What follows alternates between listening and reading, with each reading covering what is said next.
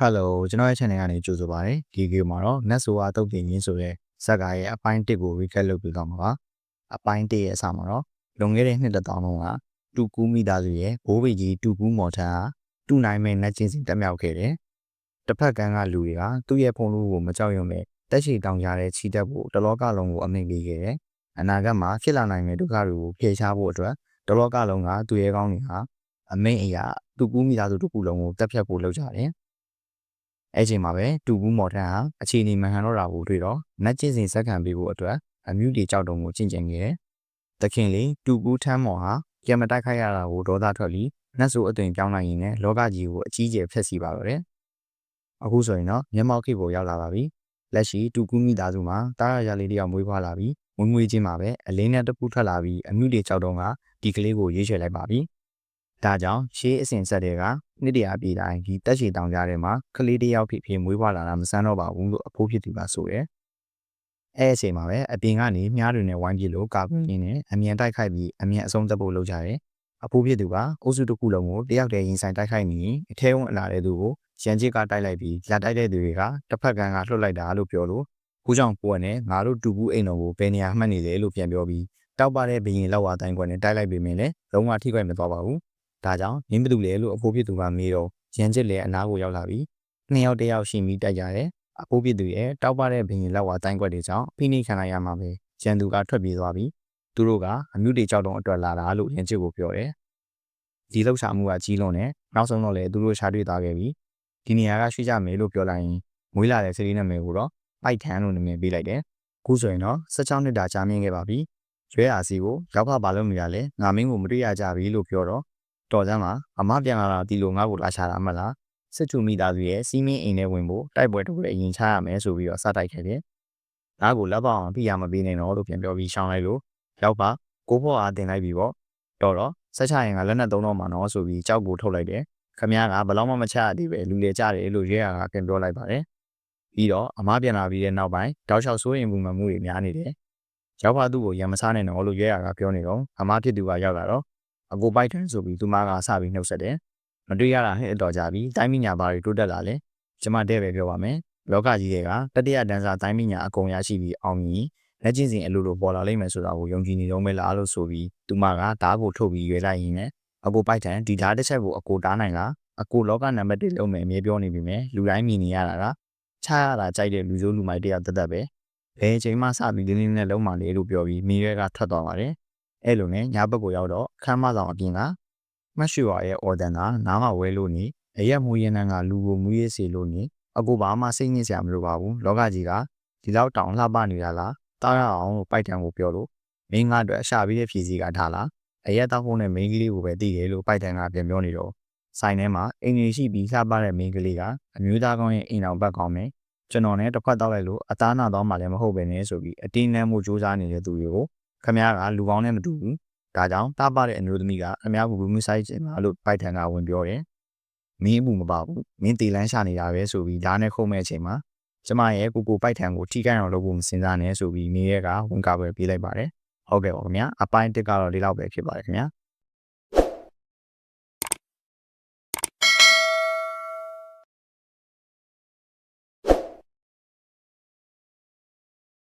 Hello ကျွန်တော်ရဲ့ channel ကနေကြိုဆိုပါရစေဒီဗီဒီယိုမှာတော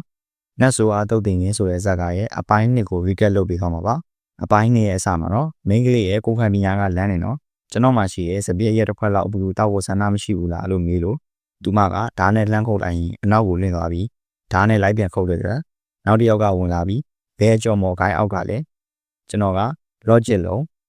းလော့ထန်နန်းတော်ကနေပညာသင်ယူရဲခမည်းကလက်ဆက်သက်တော့စစ်တူမိသားစုရဲ့မမလေးကိုခုနကကျုံကြီးအပြစ်ပြုတာကိုခွင့်လွှတ်ပါလို့ပြောပြီးပြန်ထွက်သွားကြတယ်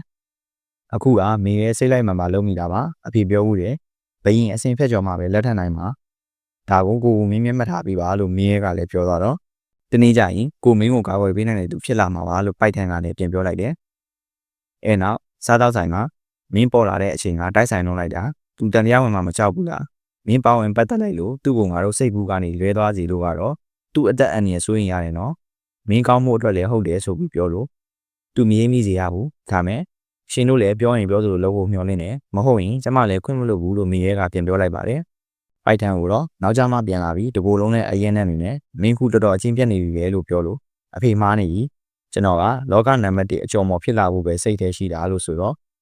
လာပြန်ပြီဗဇက်ကတမျိုးလှုပ်တော့တမျိုးနဲ့မင်းကရိုင်းပြီးတော့မယ်လို့လှုပ်တော့အဖိုးကဝင်လာပြီးပိုက်ထန်ရဲ့ရီမန်းချက်ကမသေးဘူးပဲလို့ဆိုလို့အဖေဒီကောင်တနေကုန်အားရနေတာနေ့တိုင်းမူးပြီးပြန်လာတာဆိုတော့အားရနေလို့ဘယ်သူပြောလဲသူတိုင်းနေနေမှလားပိုက်ထန်မင်းပြောကြည့်ဒီဆိုဖက်စစ်ချပြီးလားလို့နေလို့ကျွန်တော်ကပထမတန်းကတိုင်းပညာတင်နေတာအဖိုးနဲ့ပေတင်ပြီးပါလားလို့ပိုက်ထန်ကတင်ပြောတယ်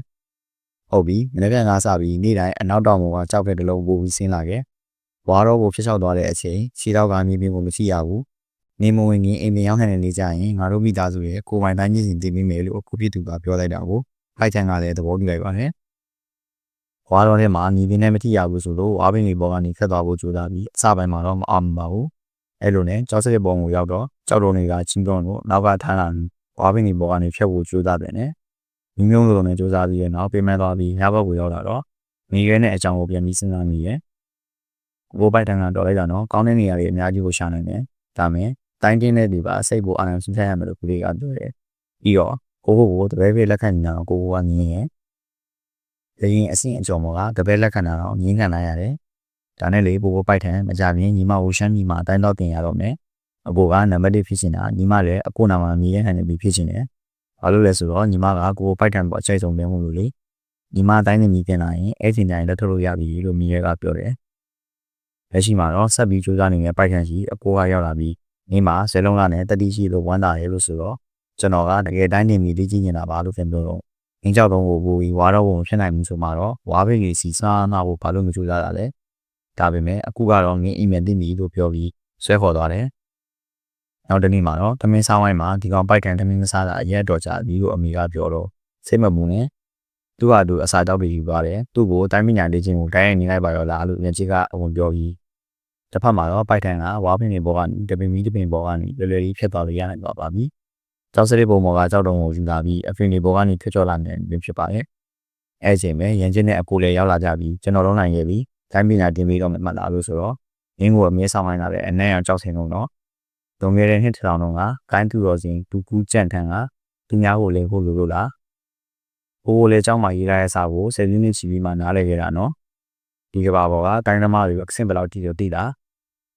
ဘိုးကဘယ်ဆင့်ဆိုတာသိလားလို့မေးလိုက်တော့ဇင်ရဲ့ဆင့်ချော်မဖြစ်နေလောက်ပြီးထင်တယ်လို့ပြောတော့ပုံဝင်ကြီးတကူတော့ရက်တက်သွားတယ်ပြီးတော့မှဒါကဧကရေအစင်နဲ့ကျင်တင်မယ်မလုံးမချက်တောက်ပါတယ်ဘရင်တိုင်းညစ်စင်လို့ဆိုလိုက်ပါတယ်ဟုတ်ကဲ့ပါခင်ဗျာအပိုင်းနဲ့ကတော့လောက်ပဲဖြစ်ပါတယ်နော်